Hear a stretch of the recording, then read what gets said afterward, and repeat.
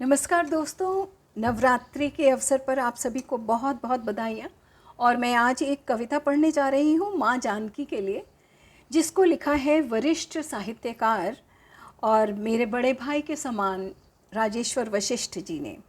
तो शुरू करती हूँ उनकी कविता जानकी के लिए। मर चुका है रावण का शरीर, स्तब्ध है सारी लंका, सुनसान है किले का परकोटा, कहीं कोई उत्साह नहीं। किसी के घर में नहीं जल रहा है दिया सिवाय विभीषण के घर को छोड़कर।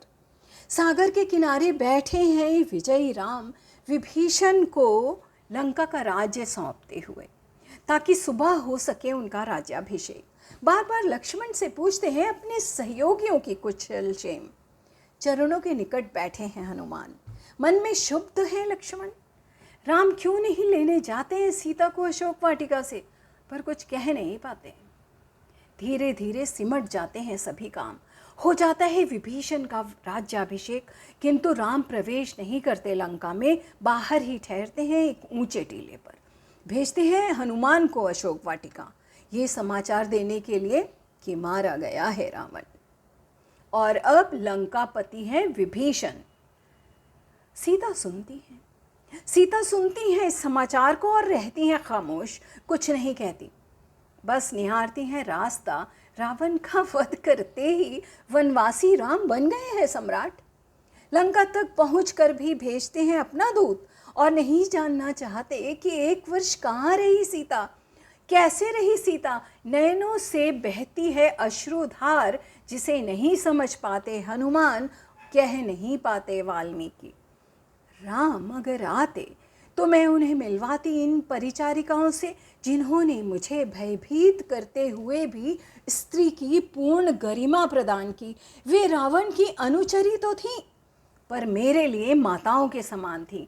राम अगर आते तो मैं उन्हें मिलवाती इन अशोक वृक्षों से, इन माधवी लताओं से, जिन्होंने मेरे आंसुओं को ओस की कणों की तरह सहेजा अपने शरीर पर। पर राम तो अब राजा हैं, वो कैसे आते सीता को लेने। विभीषण करवाते हैं सीता का श्रृंगार और पालकी में बिठाकर पहुंचाते हैं राम के भवन पर। पालकी में बैठे हुए सीता सोचती है कि जनक ने भी तो उसे विदा किया था इसी तरह। वहीं रोक दो पालकी, गूंजता है राम का स्वर। वहीं रोक दो पालकी, गूंजता है राम का स्वर। सीता को पैदल चलकर आने दो मेरे समीप। जमीन पर चलते हुए कांपती है भूमि सुता। क्या देखना चाहते हैं मर्यादा पुरुषोत्तम। कारावास में रहकर चलना भी भूल जाती हैं स्त्रियां। अपमान और उपेक्षा के बोझ से दबी सीता भूल जाती है पति मिलन का उत्साह, खड़ी हो जाती है किसी युद्ध बंदिनी की तरह। कुठारा घात करते हैं राम। सीते, कौन होगा वह पुरुष जो वर्ष भर पर पुरुष के घर में रह रही स्त्री को करेगा स्वीकार। मैं तुम्हें मुक्त करता हूं, तुम जहां चाहो जा सकती हो। उसने तुम्हें अंक में भर कर उठाया और मृत्यु पर्यंत तुम्हें देखकर जीता रहा। मेरा दायित्व था तुम्हें मुक्त करना, पर अब नहीं स्वीकार कर सकता तुम्हें पत्नी की तरह। वाल्मीकि के नायक तो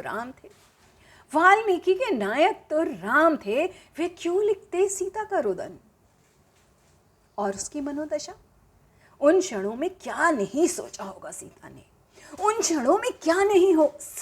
सीता ने कि क्या ये वही पुरुष है जिसका किया था मैंने स्वयंवर में वरण। क्या यह वही पुरुष है जिसके प्रेम में मैं छोड़ आई थी अयोध्या का महल और भटकी थी वन।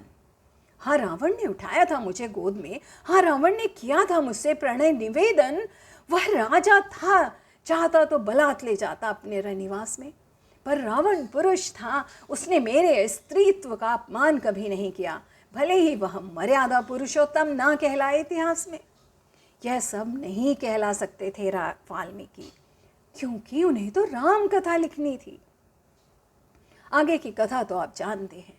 सीता ने अग्नि परीक्षा दी, कवि को कथा समेटने की जल्दी थी। राम, सीता और लक्ष्मण अयोध्या लौट आए। नगर वासियों ने दिवाली मनाई, जिसमें शहर के धोबी शामिल नहीं हुए। आज इस दशहरे की रात मैं उदास हूँ उस रावण के लिए। आज इस दशहरे की रात मैं उदास हूँ उस रावण के लिए जिसकी मर्यादा किसी मर्यादा पुरुषोत्तम से कम न थी। मैं उदास हूँ कवि वाल्मीकि के लिए जो राम के समक्ष सीता के भाव ना लिख सके।